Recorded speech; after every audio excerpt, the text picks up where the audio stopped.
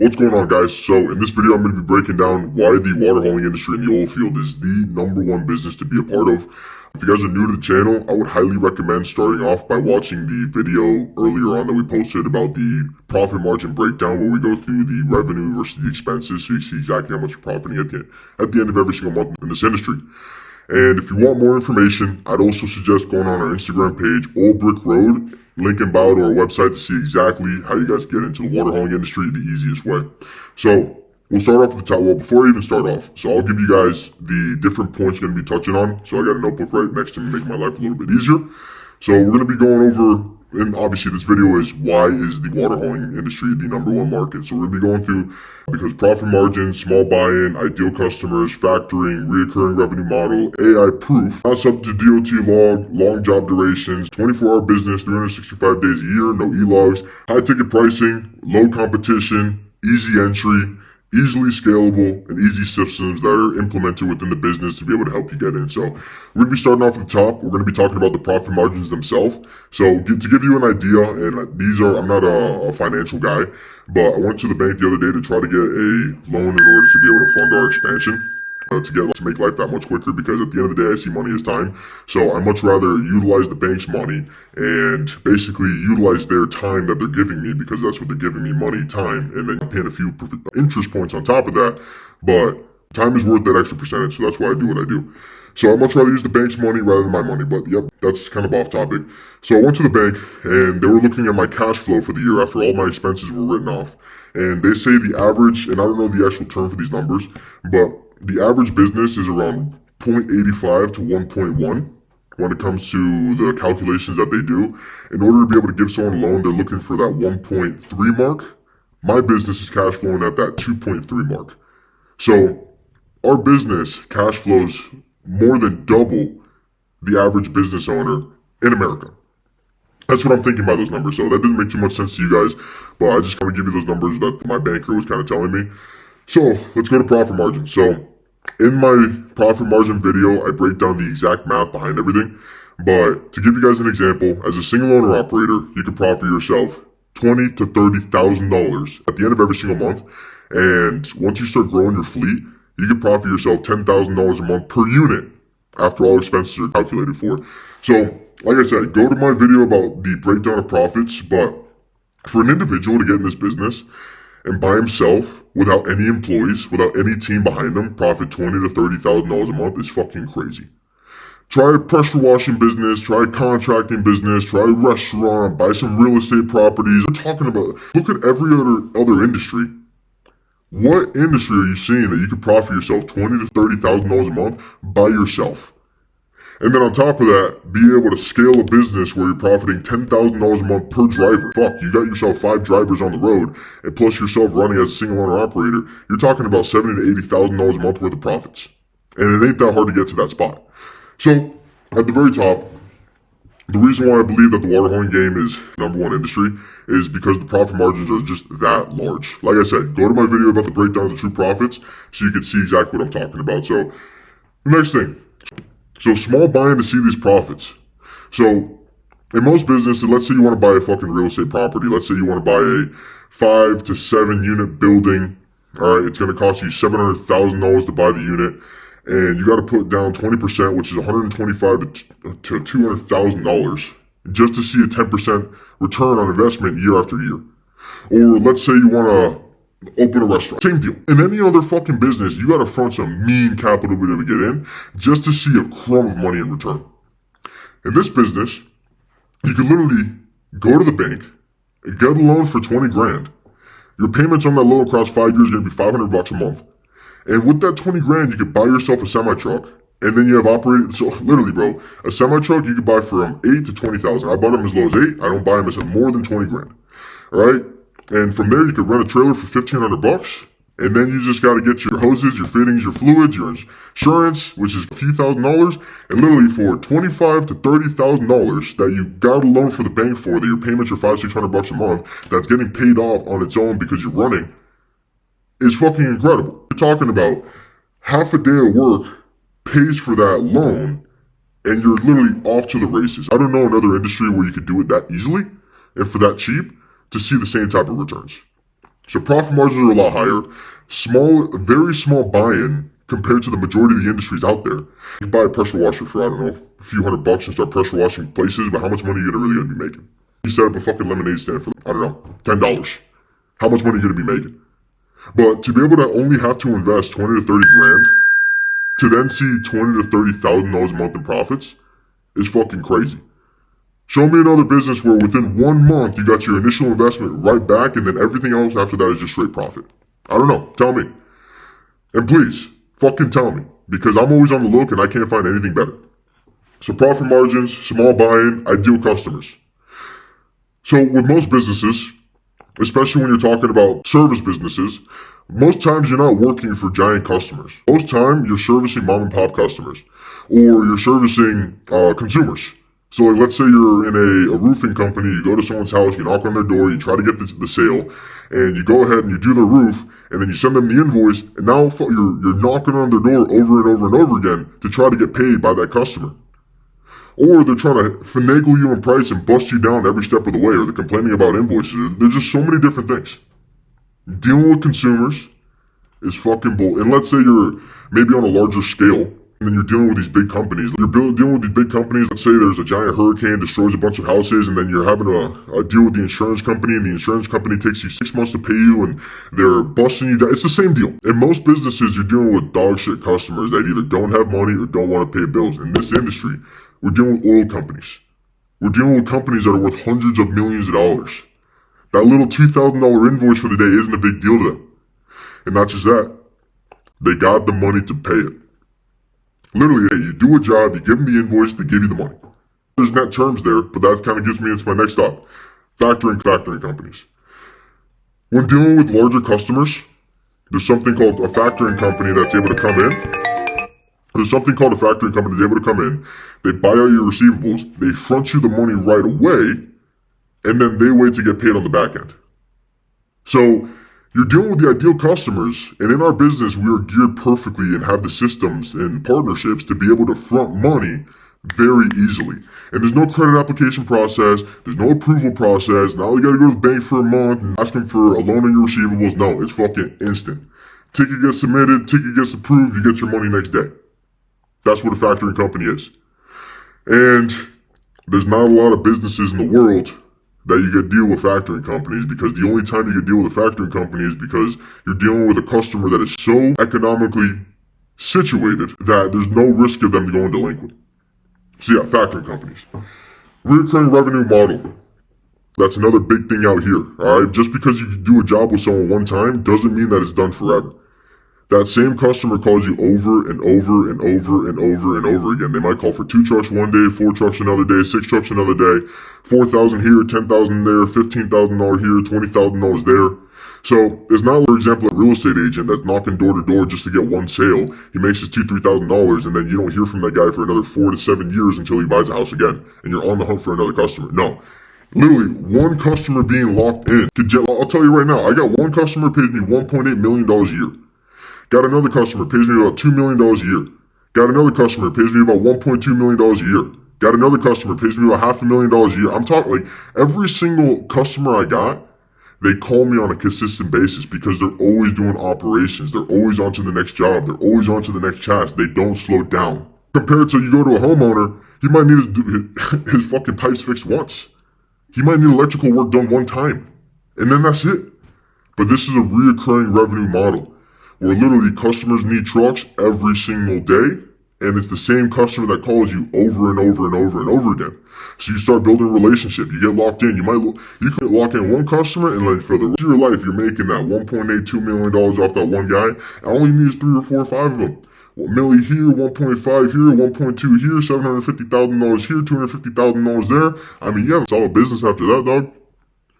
You got a solid business after that. So yes, reoccurring web revenue model, that is like one of the factors that makes this job so much greater than any other business. I'll say that right now. And I'll also say this. This is, I'm not going to say AI recession proof, because when it gets to the point where it's literally just robots that could do the same shit that we do like iRobot, then we're all kind of fucked. But be some of the last ones to be replaced, because this isn't a point A to point business. Alright?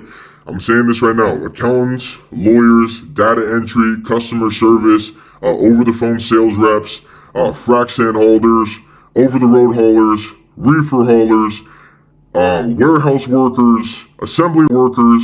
I mean, the list, everyone is going to get replaced by AI. I'm telling you right now, if you don't think it's going to happen, then you're already doomed, dog. If it's not if it's not a thought in your head of like, hey, what am I going to do when my role gets replaced by AI, then you're way behind the 8 ball because it's coming real soon. In the next 3 to 5 years, I'm telling you right now, 30 to 50% of the workforce is going to be replaced. 30 to 50%. And I'm telling you, dog, oilfield will be one of the last ones. Why? Few things. One, this is a very old school business. This is a very spit in the back in the day business. There's not a lot of technology out here. Even though there's a lot of technology that can be used, the people in this industry are really old and they're behind the game, and there's not a lot of people trying to implement new things out here. They just stick to what works. That's one of the reasons right there. Second reason, we're a service business. It's not like we're, all right, go from point A to point B, go to load and done. No, we're point A to point B, go in, check your company man, hey, what's need done? Oh, you need this frac tank over here sucked down, you need this open top bottom down, you need these lines sucked out, all right, cool, took care of this, took care of that, okay, I gotta this out, I gotta open up that hatch, gotta stick my hose in, suck everything out, on to the next one. There's shit that needs done. So it's not just hauling from point A to point B, dropping off loads, we're providing an actual service. And since we're actually providing a service, just like mechanics, just like electricians, just like plumbers, just like the trades, it's hard to replace us. We're the last ones replaced. But like the people that are point A to point B, the people that are typing on a computer, you guys are fucked. So yes, AI recession proof. DOT law. Most hauling subject to DOT law, so therefore they gotta have their extra insurances, they gotta go through the DOT audits, they gotta make sure to have their FMCA, they gotta make sure that their truck is up to standards and codes, which costs a lot of fucking money, they gotta do E-logs, which like cuts the check, they gotta do their resets. This ain't the same. We're not subject to DOT law. They're afraid they're driving down the road that will get popped over the road. But it costs a lot of money to get your equipment there, but that's why the $8,000, $15,000 farm trucks work out here. You know, over here, we're 12, 14, 16, 18, 20 hours a day. You do a 20-hour day, bro, you just racked yourself on a $3,000 check for that day. Over the road, guys, 70 hours a week, 10-hour reset. 70 hours a week, you can't fucking make money that way. I mean, you can, living, but you can't rack the fuck out like you do out here. I mean, out here, bro, you do 14 hours every single day, 7 days a week. Let me see, I'm out on that. 14 times 140 times 7... $13,000 at the end of the week. But let's say I could only do my 10 hours a day. 10 times 7 times 14 10 times 140, 9,000. So literally, if we had to run E-logs out here, we'd be making $9,800 a week rather than $14,000 a week. That's how big of a difference E-logs does. And that's only running 14 hours a day. Now let's say you're running 16, 18, don't even think about it. So yeah, guys, no DOT law, no E-logs, no thing, 24/7, 365. This is a 24-hour day business, meaning that you could be making money 24 hours a day, 365 days a year. Most jobs is not like that. You could only work from this time to fucked. Alright, you can only work Monday through Friday, 9 to 5. On the weekends, all the offices are closed. You can only work till the X amount of time because the area has certain noise restrictions or noise ordinances, so you can't be doing your construction project, so therefore everything after that is uncompensated. No. This business runs 24/7, 365, which is why we're able to make so much money, because you have a day shift and you have a night shift. So literally you could double up on the amount of growth and expansion that you have and double up on the amount of money you could make. Instead of running a truck 12 hours a day, you could run a truck 24 hours a day with one truck day shift, one driver day shift, one driver night shift. You could just slip sheet your shit. I'm telling you, like, the list goes on. Alright, also say, this is a high ticket business, meaning that we charge a lot of money for the services that we do. Alright? In one day, we go out there, the ticket in a 14-hour shift, $1,960. Much better than a $200 service for the day, or $300 service for the day, or $400 service for the day, or $1,000 service for the day. Much better than any of that. Much better. And then usually the guys, they don't call you out for a 2-3 hour job. The majority of the time they call you and say, hey, I need you for the whole day. I need you to give you $2,000. Most other businesses like, hey, like come to Pops real quick. Oh, come through. I got it done. Oh, come through. Like I need this fixed. You come through 2 hours. They give you $200. All right, peace. Thanks. Nah. You come through. You stay for the day. They say, hey, here's $2,000. Peace. Thanks. See you tomorrow. See you. Give you another $2,000. Telling you guys. Fucking telling you. So where we at? High ticket service. Low competition. This is the land of the misfits. There's not a lot of educated people out here. It's not like a bunch of sharks and a bunch of hustlers that want to make money. We're kind of like the really want to talk about it. I haven't met anyone like us. So your competition is a lot of low class, low education, lazy motherfucking truckers. If you can't make it here, you can't make it anywhere. You go to the city, bro, you got sharks. You go to the city, you're up against some real sharks that are about their business and they're about their money. Out here, it's not like that. The people out here, they're lazy, they're scrubs. I don't even want to use them, but I got to because, like, yeah, there's some good people. The majority of the people that I got, I don't even really want to use them. But I have to because, like, I got no choice. And that's why we're telling you guys about the market because we need it here in order to be able to help us give our customers the service that we want to give them. So, yes, low competition, easy entry. This isn't a job. Like, let's say you want to be a mechanic. You got to learn a lot of shit to be a mechanic. You got to learn a lot of shit to be in construction. You gotta learn a lot of shit to be a lawyer. You gotta learn a lot of shit to be a computer guy. Every single other industry that you want to be a part of, it takes you a long time to learn. And this, all you gotta do is know how to drive a fucking truck. You know how to drive a car? All you gotta do is learn how to drive a truck. It's easy. You learn how to drive a truck. You get your CDL. You learn how to water haul, which is easy. It's literally just fucking hooking up a hose to like certain tanks and pulling. And you're done. Like, it is the industry to learn compared to any other. I mean, everything. I didn't go through every single industry, but fuck. It's hard to learn. Like, you can't just hop into a game and then in 2-3 months you have a business. No, usually it's like, alright, I'm gonna trade for 2 or 3 years. I'm gonna learn the business for another 2 years. In about 5 or 6 years, I'll be able to start my first business within the trade that I want to do. And then it'll take another 10 years to scale it to the point that I'm actually making money. So it's a 15-year plan. Here the plan's 2 to 3. So yeah, guys, there's a big point here. Easily scalable. It's not like... So yes, this business is easily scalable for multiple reasons. So one, I already said recurring revenue model. The same customers are giving you the same jobs over and over and over again, and it's revenue to count on. So therefore, it's like, all right, cool, giving me a job for this amount of time. Cool, let me throw a truck. Cool, I just got this other one. He's giving me enough revenue to throw another truck on. Cool, let me throw a truck in that place, and so on and so forth. So it's really easy.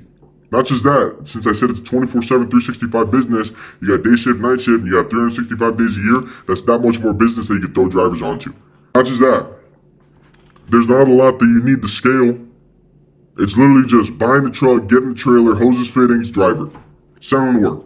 Rather than another, and then not just that, all the people in this market, they know how to drive. It's not like you gotta sit in the truck with someone for a month to train them up.